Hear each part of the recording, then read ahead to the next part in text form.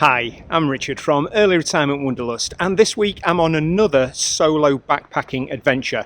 This time I'm heading off to do the Dales Highway, which is 92 miles through the beautiful Yorkshire Dales National Park, and it starts here in Saltaire.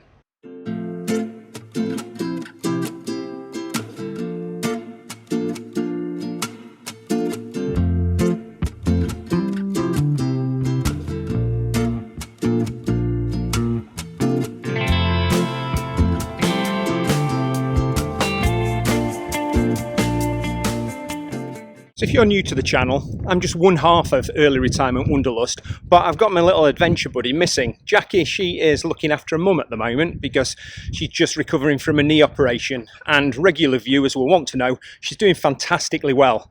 But I'm taking the opportunity to get out and do a longer distance trek. So it's a 90 miler from Saltaire up to Appleby-in-Westmorland, and it is the Dales Highway, and it's got a lot of special memories because certainly on day one it's going through the area that I was brought up in, so I can't wait to share it with you.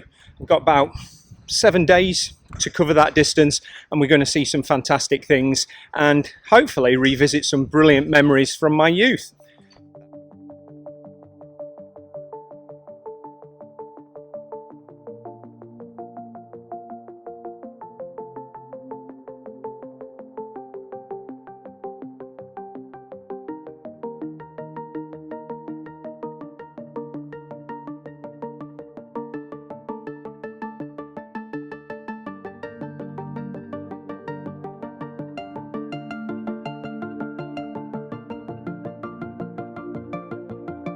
Love it. Love it, yeah, good, thanks. A little bit about the beautiful village, I suppose, of Saltaire. It was built in the mid-1800s by Sir Titus Salt, and he was way ahead in his thinking in terms of looking after the mill workers. He was a mill owner from Bradford and decided that the conditions were so bad for the workers that he would build a complete village complex, and it is absolutely beautiful to this day. He installed bathhouses, churches, interestingly no pubs, and for the next 100 or so years the workers of Bradford used to come out to Saltaire if they weren't lucky enough to live and work there, for their recreation and a little bit of fresh air away from the Bradford mills. Now it's a World Heritage Site and it is absolutely beautiful. Having been brought up in the area, I think I've been a little bit desensitized to it and not actually realizing what was on my doorstep when I was a kid, but it's an absolutely beautiful starting point to the walk.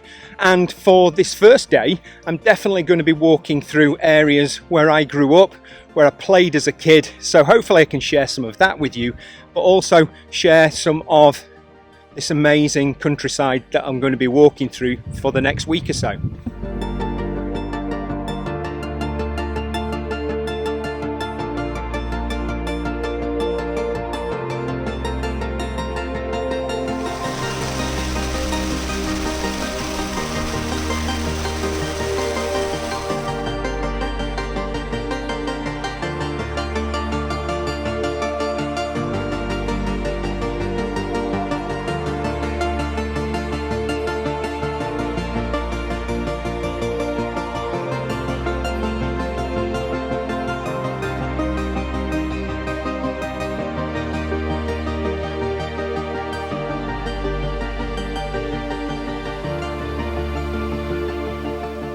Just about a mile outside Saltaire and we come to Shipley Glen, and I've got so many happy memories of this as a kid. I grew up in a village sort of about a mile that way, and Shipley Glen and the woods, that's where we really grew up. We used to come out and play in the woods all summer. It's where we learnt to mountain bike, where we learnt to rock climb and boulder, and for so many years it's just so many happy memories. There's one little bit on Shipley Glen that I'm not looking forward to going past, but I'll chat a little bit more when we get there.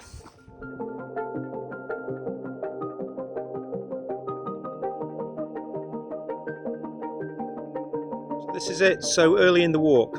Welcome to one of my happy places, and we affectionately refer to this as Malcolm's Rock. In 2021, when I lost my dad and he was really poorly to cancer, we used to come up here as our little place of solitude. We used to wild camp up here just to get away from it all and to get a bit of headspace. And The night Dad passed away, we came straight up here for sunrise, and there was the most spectacular sunrise over there with the rays coming down, and it's just really a special place. And when I was setting out on this walk, it was one of the places I wanted to come to, but it was also one of the places I didn't really know how I'd feel if I came back. But it's perfectly peaceful. It's just beautiful up here.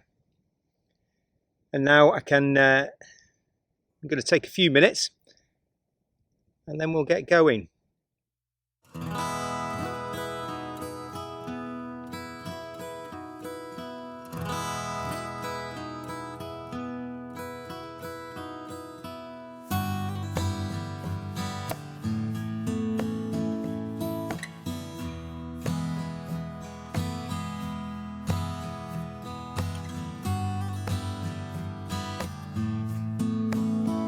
Let's get on with this.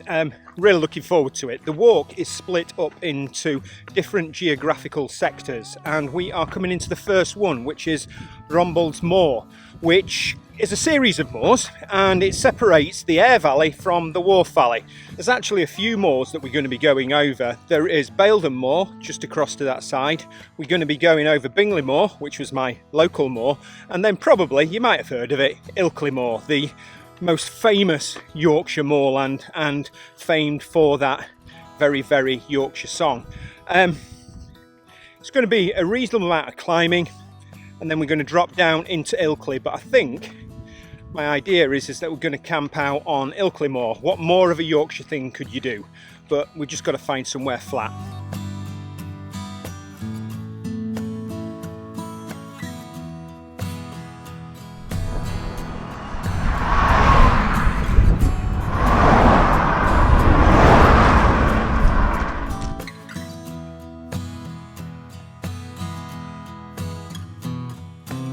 We have made it, and welcome to the spiritual home of Yorkshire, Ilkley Moor. It does not get any more Yorkshire than this. It's desolate, it's bleak, there's no one around, and it's absolutely wonderful.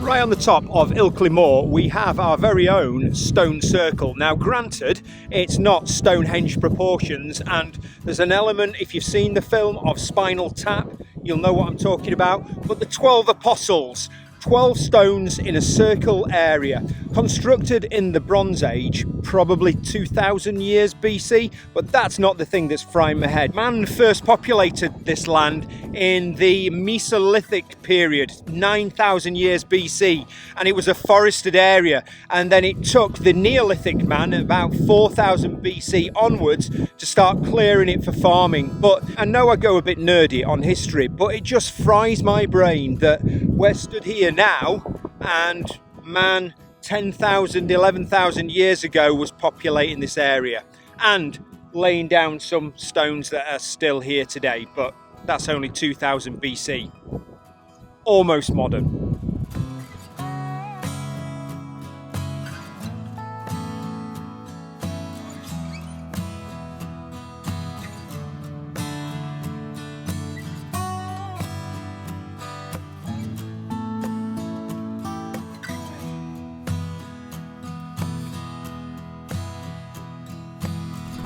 So I'm heading down into Ilkley now, and it's with much relief that I actually found a little spring tap. So I filled up my water. I was getting a little bit twitchy about it because when you're out while camping, you don't get many places to get water. So I'm fully topped up now, so I can keep walking for a good few hours before we need to start finding somewhere to camp. Feet are feeling all right. Sun's out. It's a beautiful evening.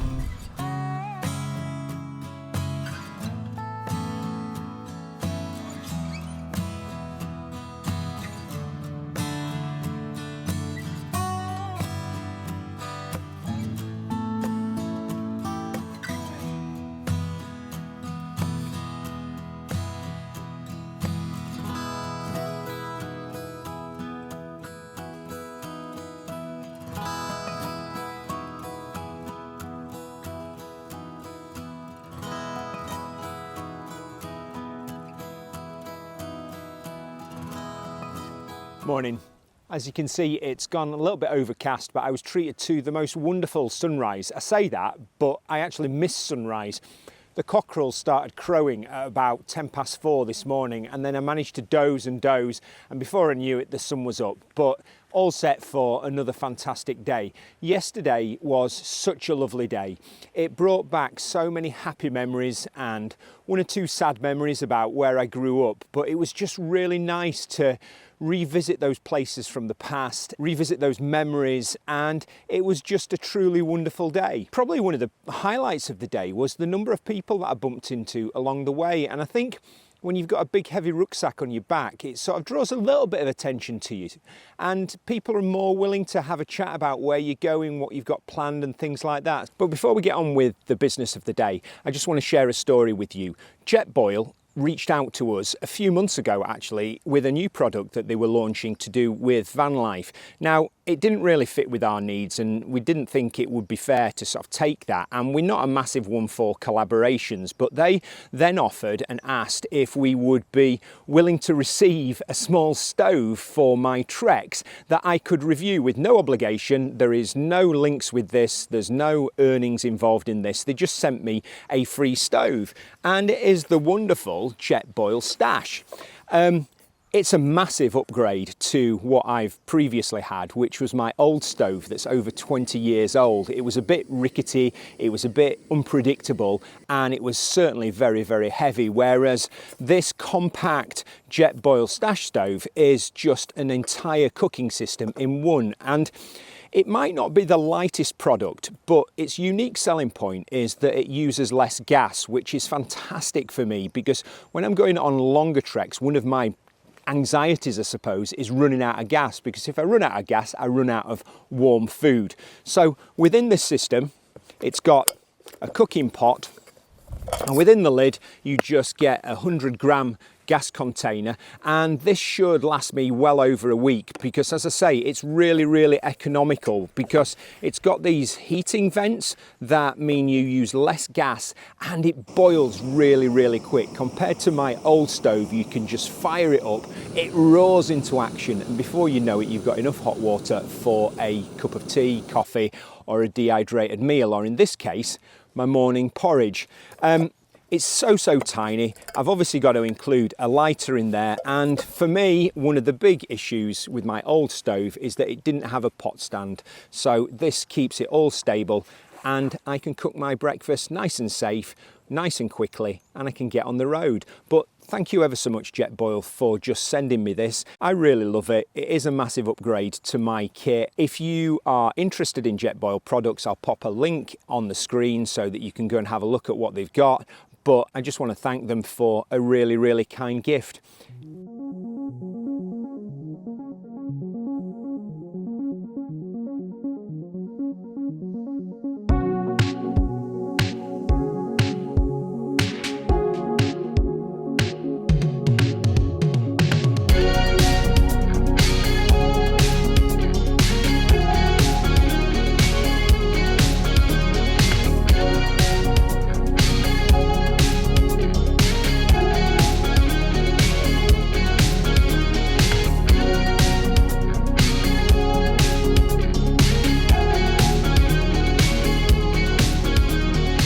That was Addingham, best kept village from 1997, and also secret home of a top sandwich shop.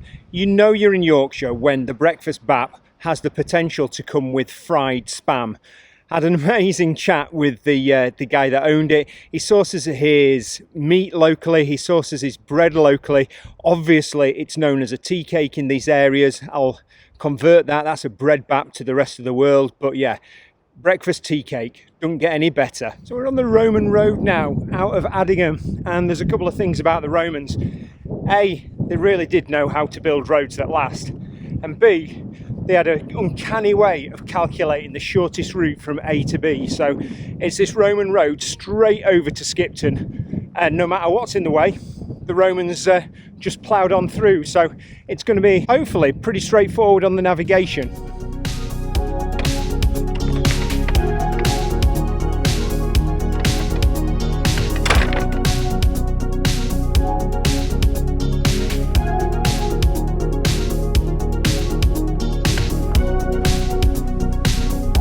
Seems like a regular occurrence this, but all plans have to change. I was going to camp up there, but it's only lunchtime, so I'm well ahead of schedule, and surprisingly my feet and my legs are feeling all right, so I haven't really got any alternative but to drop down into Skipton. I think I might treat myself to a cheeky Witherspoons, just to fuel up and almost separate the day, and then start again and head over and see how far we can get to Malham. My only concern about that is that there's a lot of farmland between Skipton and when the moors start, so camping might be a bit of an issue, but I've got plenty of time in the day, I think plenty of energy in my legs, and a Witherspoons lunch, well, that's just going to be, yeah, it's going to keep me going.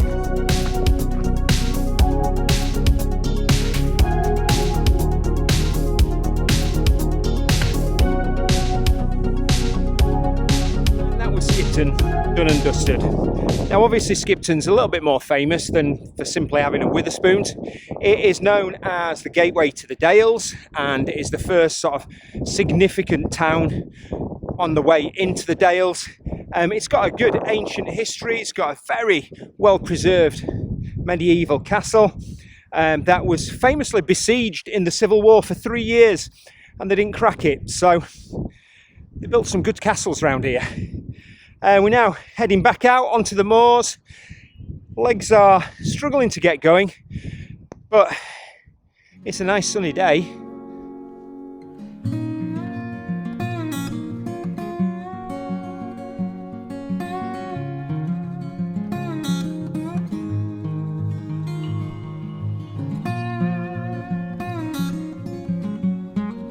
Taking a little breather on the top of Sharp Haw, and it is a wonderful spot because you can see all the dales around you. I can see exactly where I've come from, which is a long way, and I can also see exactly where I'm going, which is also a long way. And in the excitement of getting to Skipton so early, I forgot to mention that we'd moved into a new zone. So we're now in Malham Dale, and apparently we are still in a gritstone area, but it soon transitions into a limestone area of the Three Peaks area, where I will feel a lot more at home, but more of that a little bit later.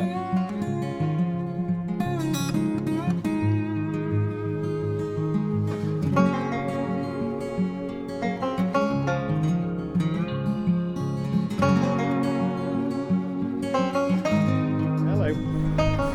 Hello.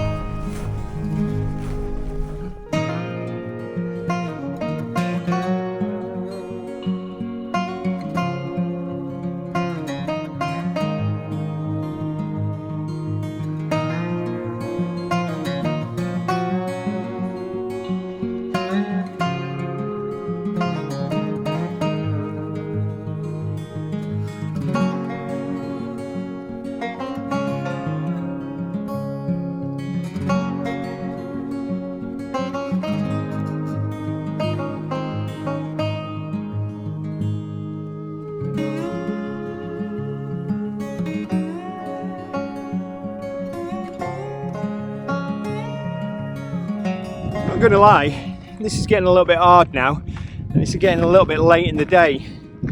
Getting to the high point to then drop down to Goredale Scar. There's struggling to find places to camp. They've put the livestock really high, so there's a lot of skittish cows and calves out. I think I've got above the highest wall now, but there's still sheep out here. But hopefully we'll get a good sunset. I'm at about 30 kilometres, which is about 18 miles now, and I'm probably had enough. I need a campsite, but just keep going. Still got about a couple of hours of daylight left, so feet are okay, legs are okay. Just feeling a bit bored of it at the moment. It's hard work, really hard work, and I'm resorting to filtered water from a very dubious source, so I don't really want to touch that.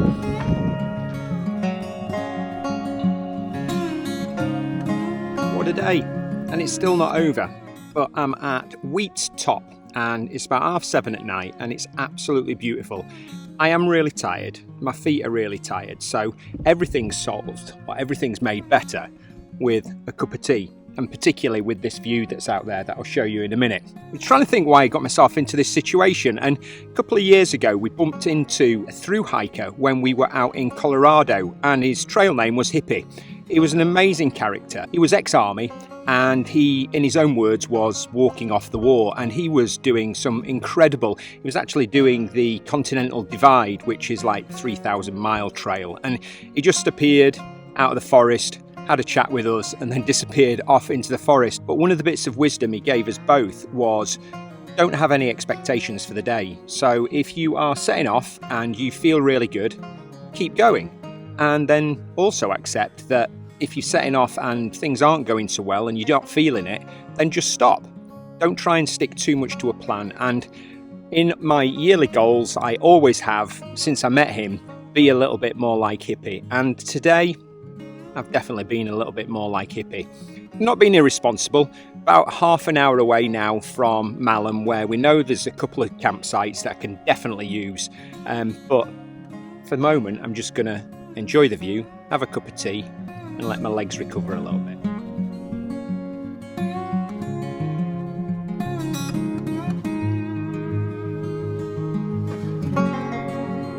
Well, that was my banker. Goredale Scar no longer taking campers. So I've got an option. I can walk into Malham because I know there's a campsite there, or I can go up to the top of the cove and I know there's a potential for wild camping there. And I don't really know what to do. My heart of hearts is I want to go and wild camp, but I'm just so tired at the moment. If there was any problems with wild camping, then yeah, that'd be good. As tired as I am, gotta love golden hour in the Dales.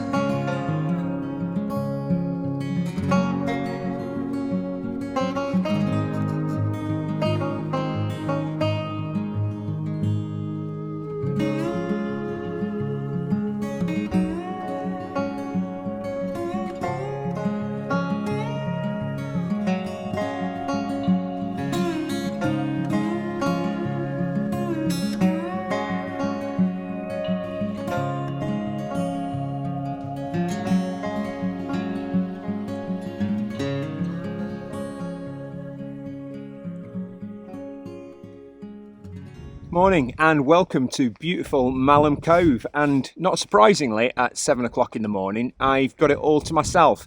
I'm all packed away. I got a little bit of a surprise this morning. There were some walkers went past at about 6:15 and I was a bit annoyed because I should have got packed away before then, but I was lying in my pit recovering. It was a really cold night last night, so again one for putting on all the layers, and I was still freezing, and I think my legs were humming as well because yesterday was quite a day. 21 miles, just over, and yeah, I think I've recovered okay, but last night, it wasn't the comfiest night, but what a beautiful place to wake up. Now, everything happens for a reason, and I ended up in this beautiful place for the most bizarre reasons, because towards the end of the walk, I was heading down to Goredale Scar, and I knew that there was a bit of a campsite there because it's on the OS maps. I can't quite work out whether I'm actually hallucinating this or not because of my state of tiredness, but it was absolutely bonkers. There were some people camping in the fields, but the campsite was officially shut, and it's just open to a UFO society. And there was loads of like handmade signs. I didn't want to take any pictures because I don't want to expose it, but yeah, there's a UFO society that sort of seemingly camp out there. They've got a little horse box that they obviously sit up and wait for UFOs to fly by. I know this sounds crazy, and I am questioning whether I am delusional or whether I was hallucinating. But anyway, that was the reason why I ended up here. So today, the weather's sort of, and the forecast has spoilt itself a little bit, so I've got to go over the tops. We're in the land of limestone now, so it's absolutely beautiful, this limestone pavement, and it's going to be everywhere. And we're going to be heading down to my hometown of Settle. Going to do a bit of a resupply there and then head up the valley and hopefully pick up a campsite. It's not going to be as long a day as yesterday. I think I said it yesterday. it was just really important to go with the flow, and I felt really good, so why not take advantage of that? It wasn't a hardship. I really enjoyed the day. I was tired at the end of it, obviously, but I've recovered pretty well. My feet are still in good order. Not sure what it's going to be like if it rains today, but yeah, looking forward to getting to hometown, and we're about halfway there then.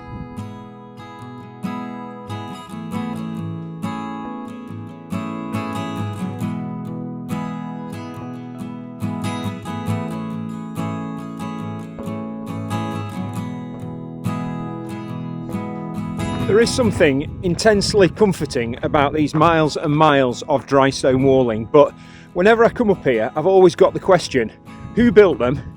How long did it take to build them? And then looking at some of the ones that go right up onto the tops, why on earth did they build them?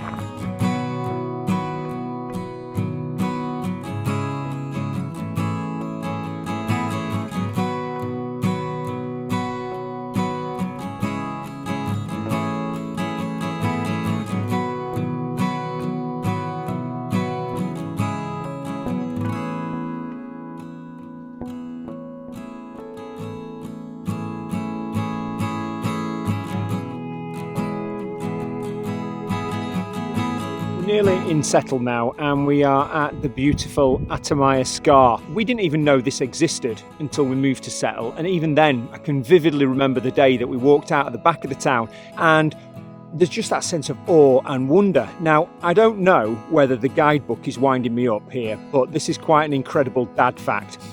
Man inhabited here from Mesolithic times, so that's about 8,000 years ago, and there are a number of caves around this area. If you follow that wall up that way, it will take you up to the Victoria Caves, and allegedly they have found bones of elephants, lions, rhinoceros and hippos. I reckon that that's a bit of a stretch, but my history isn't good enough, so I am going to take that at face value. Who knew that those creatures were wandering around here 8,000 years ago? So finally, we are heading down into Ribblesdale. We have left Malham Dale behind, and Ribblesdale is home of Settle, which is the closest town that we live to, and we absolutely love it. It's a, I suppose you could call, ancient market town. It first got its market charter in 1248, I think, and obviously famously home to the start of the Settle to Carlisle railway. It's a beautiful little town. It's got lots of history, but more importantly for me, it's got lots of cafes, and I think I am going to hit my favourite one because it's about 9:30 in the morning, and I'm going to go to the bike shop, which if you're ever in Settle, you definitely need to pop into their cafe because they do great cakes, great drinks, and also I think breakfast baps, and I am starving, not had any breakfast at all this morning.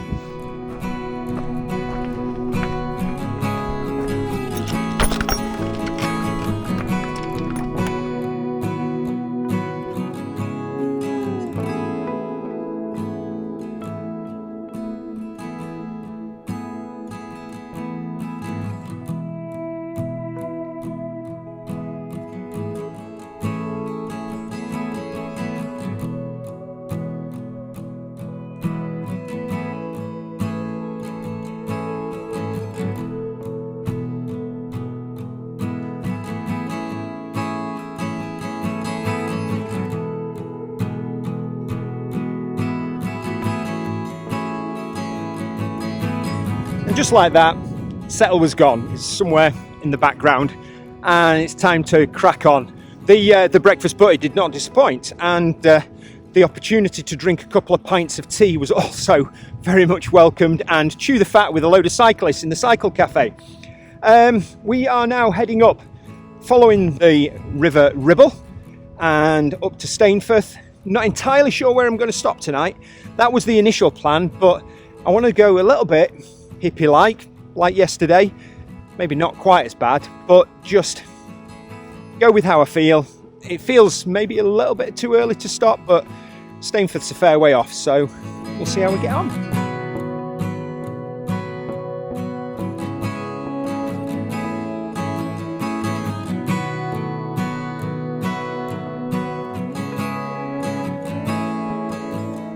there's something I wasn't expecting. Going to a favourite picnic spot of Jackie and I's on the Ribble. Just thinking that, yeah, stop, have a bit of lunch, watch the river go by. It's a bloke with no kit on. Unbelievable, in Yorkshire. It's not even warm, but he did have a cap on, so he was obviously looking after his skin in some way. But obviously a bit concerned about his tan lines, but I wasn't going to sit down and have my sandwiches next to that, so I'll have to go on a bit.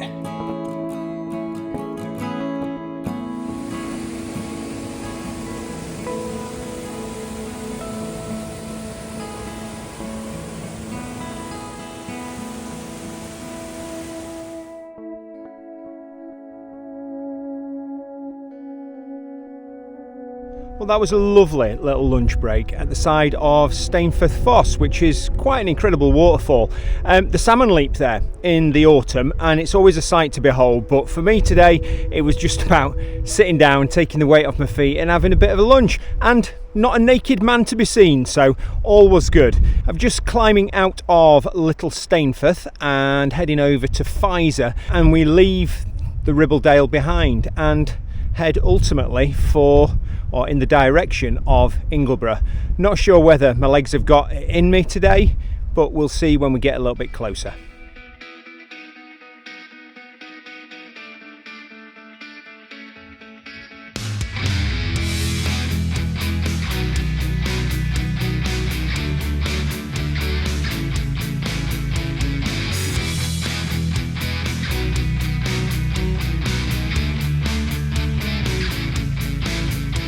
Now in Pfizer, home of Yorkshire's best kept secret. If you fancy the best tea room around, then you need to go to Elaine's Tea Room in Pfizer. It's absolutely in the middle of nowhere, but it's run by a farmer's wife and her family, and the food is unreal.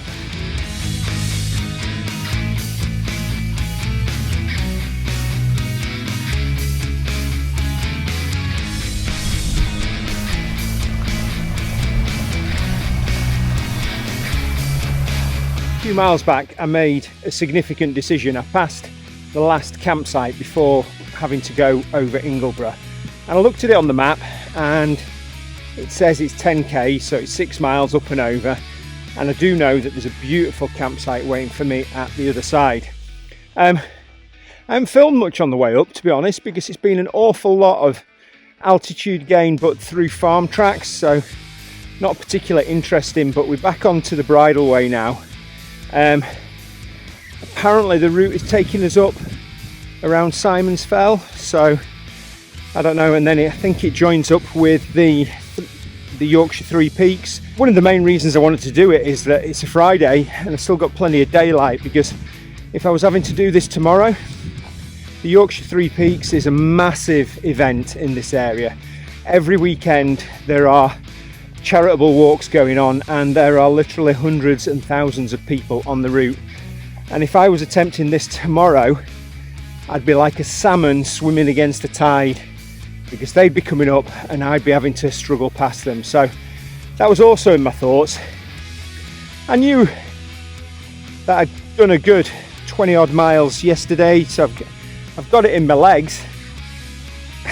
I'm just not entirely sure right now whether it was the best decision, but only time will tell. Slow and steady, loads of daylight left, might even have time for a tea break. Just a little note to self: when you're getting tired at the end of the day and you're talking to camera, it's probably a good idea to check your directions. I've just been walking for, I don't know, 400 metres in completely the wrong direction after speaking to you lot on the camera.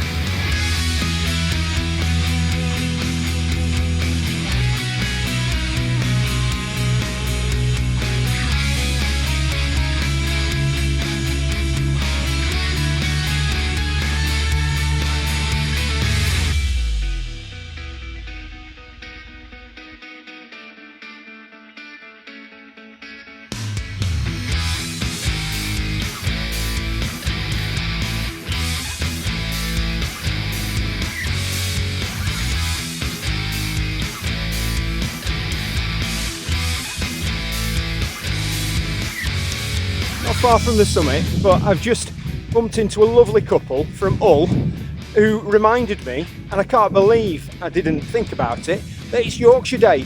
So what is more Yorkshire than spending Yorkshire Day on Ingleborough Summit? There is a small matter of getting down, but yeah, beautiful. The gods are with me definitely today. The summit is clear. Obviously at this time there's hardly anyone around. There's a parasender above me, having a whale of a time. But yeah, Yorkshire Day. Happy Yorkshire Day, everyone.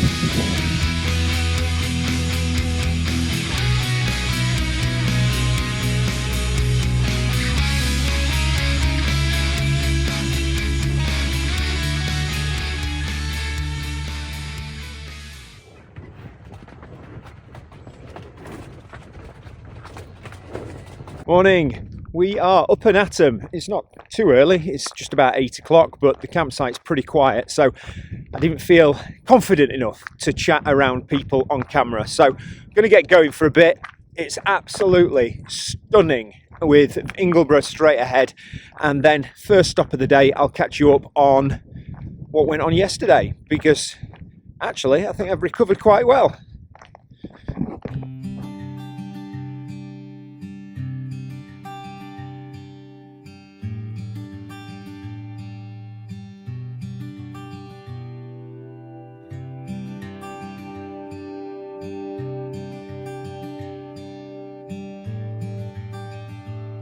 This is all a little bit calmer in the morning. Thank you.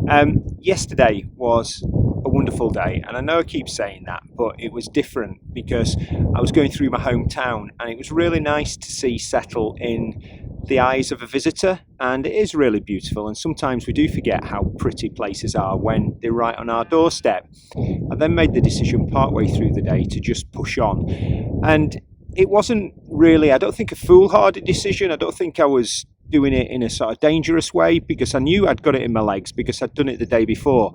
But it was a really interesting challenge because I had to get up and over Ingleborough.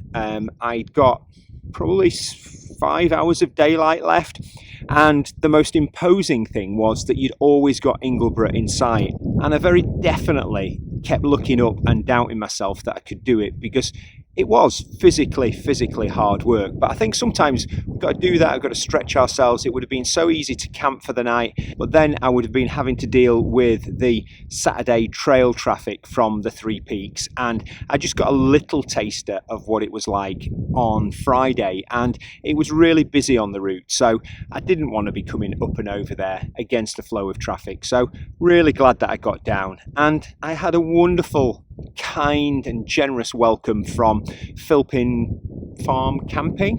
I think I knocked on at about 8 o'clock at night, and it was no bother to the farmer's wife. She charged me £10. I found a nice quiet little spot. It was a really interesting campsite. There weren't too many backpackers, but what was really good to see was there were so many families there having a great time at the weekend, getting excited about the weekend. And it wasn't my usual backpackers campsite, but it was lovely, and it had a hot shower, and it had a little barn area with its own resident swifts or swallows.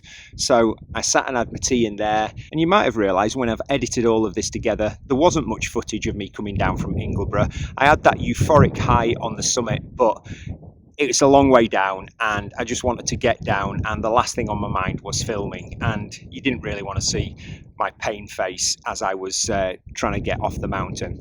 But today we are heading into the next phase of the walk, and we're heading over to Dale, allegedly one of the more beautiful dales in the Yorkshire Dales, and it is very pretty, and we're definitely going to come across the Settle to Carlisle railway, so there's going to be loads of things to chat about on the way.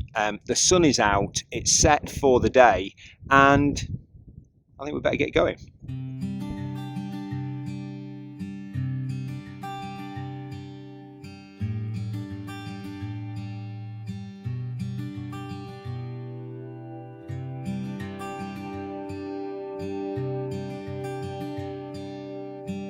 One of the things I love about doing these trails is the research that goes on beforehand, and I'm not one massively for guidebooks, but obviously when you're doing a long distance trail, the guidebooks are absolutely invaluable.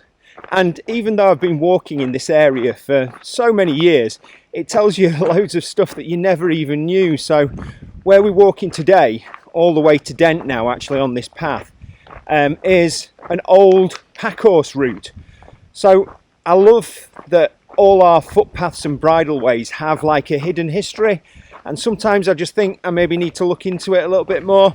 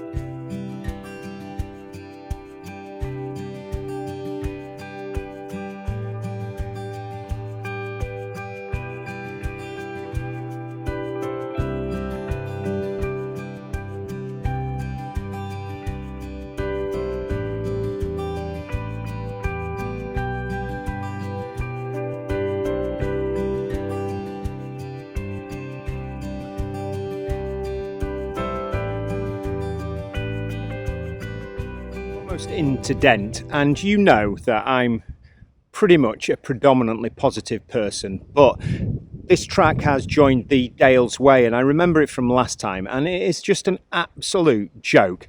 You cannot work your way through this. I'm going to have to work my way through it, but it's just ridiculous. And it's about 1.5 miles of this, and there is an option of walking on the road, but if it's a trail, it's a trail, and someone's got to take responsibility. And that's me just being grumpy because my feet are tired. I can't actually see the floor, so there's root structures underneath and rocks underneath that keep tripping over, and plants everywhere. And I know we're in the countryside, but moan over.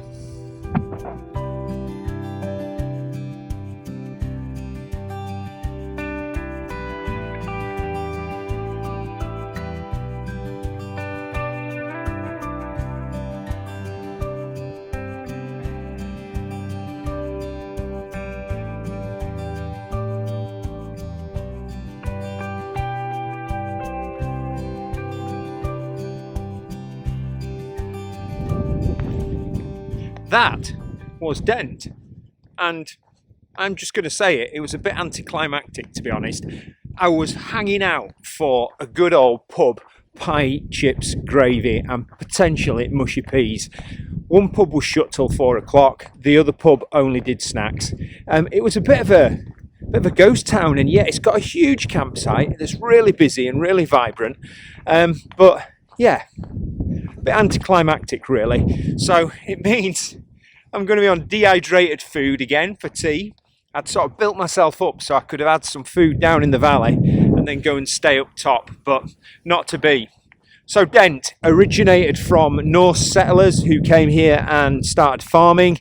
It was a really big centre up until about 1930 in the Dales. Apparently the high street had like over 20 shops on it, and then since then it's just gone to be a very quaint little village in the centre of Dentdale. It is very, very beautiful. The church is magnificent. The cobbled main street is particularly unique, and I think there's no better word to say, but it's just like really cute. It's a cute little village in the middle of nowhere. I could have just done with the pub serving pie, chips, gravy, mushy peas. Amazing what you think about on these long walks. Never mind.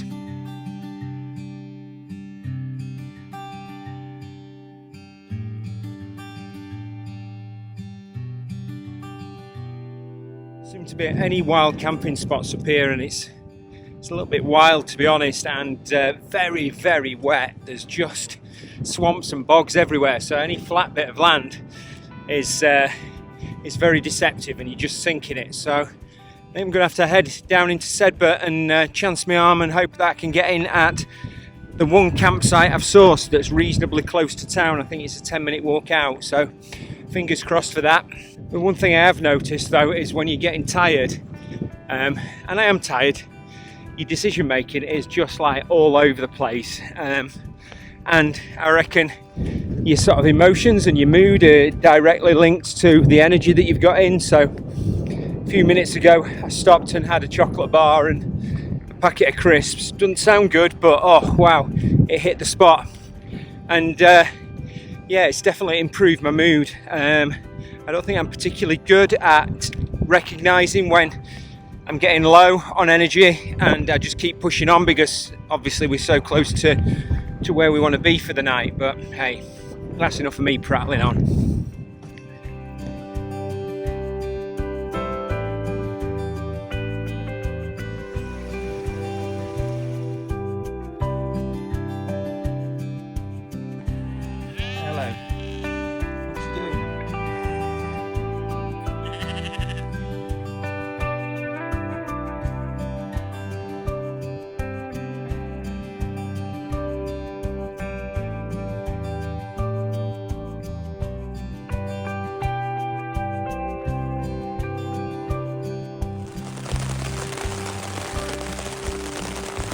And welcome to the start of day 5 and day 4. What a day that was. I'm obviously still in my pit because it's been absolutely chucking it down, and the campsite is pretty much emptying out. You might be able to hear it in the background.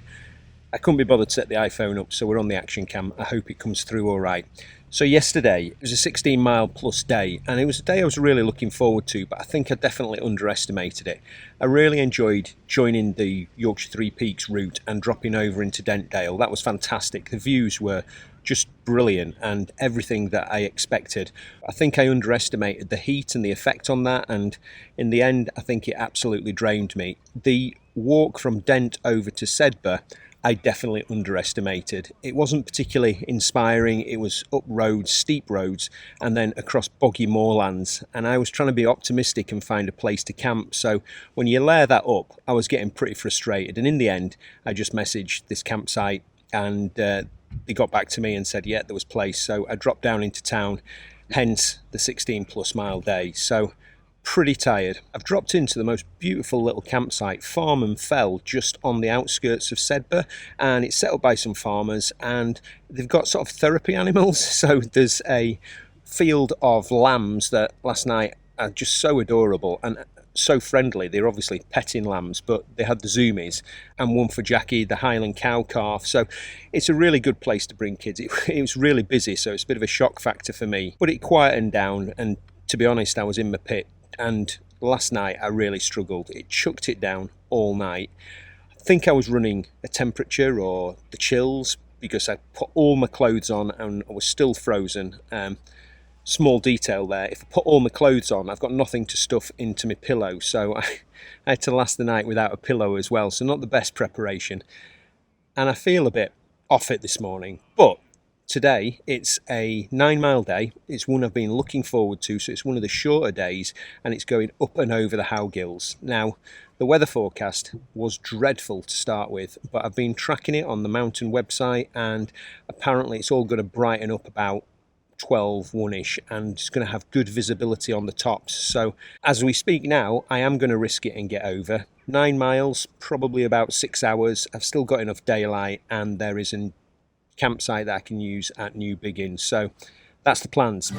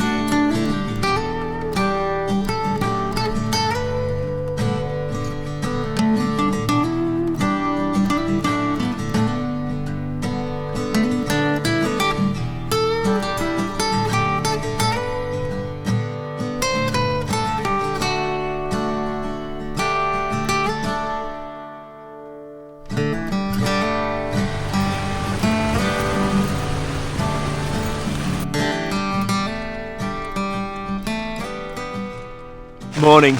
I'm hoping that this is going to work out okay, but it's absolutely honking it down. We're on day 6, and day 5 was a really interesting day, but probably not something that you're going to be able to see very much of. I was really rough yesterday, and I don't know why. It was either I'd had too much sun and I was dehydrated from the day before, which could have been it, or I got bitten to bits the day before. And something you might not know about me, I react really badly to horseflies, and I got bit quite a few times. Now normally when I get bitten by horseflies I get flu-like symptoms, and I think that was probably it yesterday. So the Howgills really did look after me because the weather was spectacular up there, but I just didn't have the energy to do the old YouTube thing. The rolling hills, the rolling mountains, the people that I met up there were just brilliant, but I just couldn't document it. I couldn't do that YouTube thing of speaking from the heart of how rough I was feeling. So yeah, I don't know what the footage is going to be like from yesterday. And likewise, I'm not sure what the footage is going to be like today. I was feeling that rough yesterday. I was about to can it all and just try and find a way to get home. But I've woke up this morning, I've had a really good night's sleep, I've had the earplugs in, and yeah, I feel full of energy and I feel recovered. My stress levels have dropped massively. Garmin was telling me yesterday I was up into the 70s and 80s, so I reckon I must have been really poorly, whereas I'm feeling much better about it now. The forecast for today, as you can guess, is not that great. I've got 12 miles to go to get to Appleby, but how bad can that be?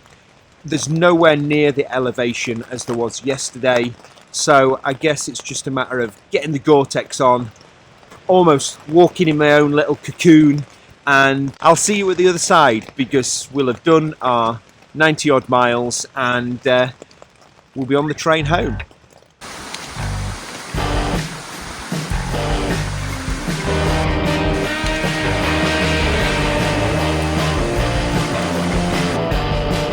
Here we go, it's looking nice out.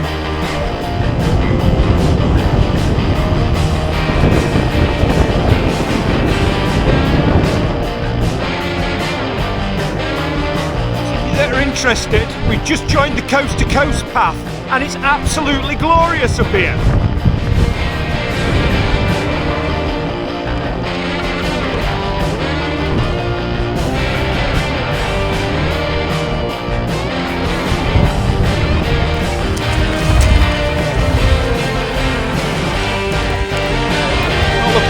This on a number of fronts, and I don't know what's worse, a load of cows or a flooded road that I've just seen a farmer drive through and it looks really deep.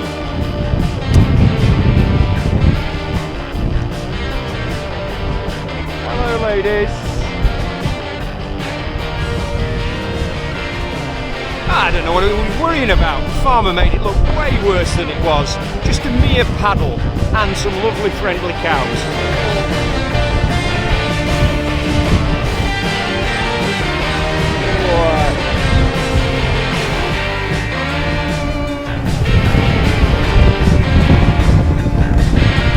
Well, that was an eventful morning. I'm currently in Great Aspey, and I came into this little community shelter that's provided to commemorate the history of the village, and it was absolutely teeming it down, but it's now sort of brightening up, which is what the forecast said.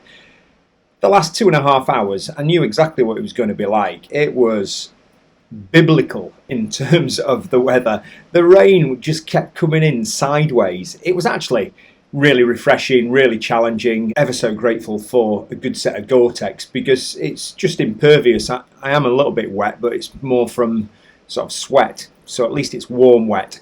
Coming over the tops, yeah, it was wild, really wild. The poor livestock up there were just trying to shelter, and seemingly all the time trying to shelter at the gate points where I had to go through, but no undue problems. There was a lot of cows out, which made me a little bit nervous, but they were fine. I think we all had this understanding that we just needed to get through it. So I think that's the high point of the route today, and everything is now downhill to Appleby. So About 10k to go, I think. I'll catch you in a bit.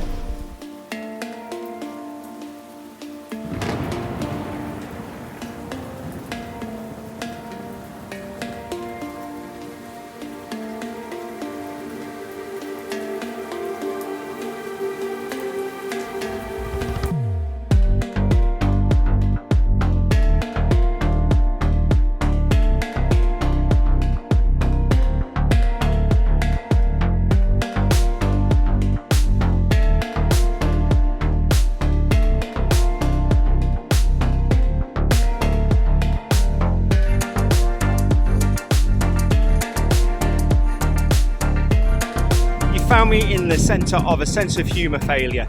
I'm about a mile out from Appleby on this track and it's just like beyond a joke. There are nettles everywhere. I'm stung to bits. I've come round the corner thinking it'd clear out and there looks to be probably another half mile of it. So I've only just taken my waterproofs off, but they're going back on because my legs can't take any more. Why they let footpaths get like this, I don't know. And that's me being grumpy.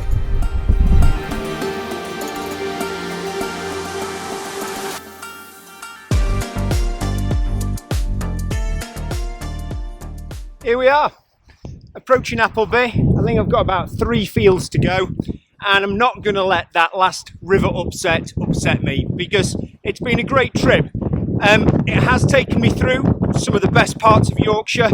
I've really enjoyed what the trails had to offer and the challenges it's had to offer. I didn't always know whether I'd finish it. I wondered whether today might have been a day too far, but actually walking in these conditions, in mixed conditions, you just get your head down, enjoy the journey and take what you can from the trail. It's been beautiful, but as we get closer to civilization, I'm obviously going to do less talking to camera. I'll try and gather some footage of Appleby and then I'll probably catch up with you when I am at home. We mustn't forget, however, that we've got the quite legendary train journey back, which goes past all the places I've been, all the way down, and I jump off at Settle.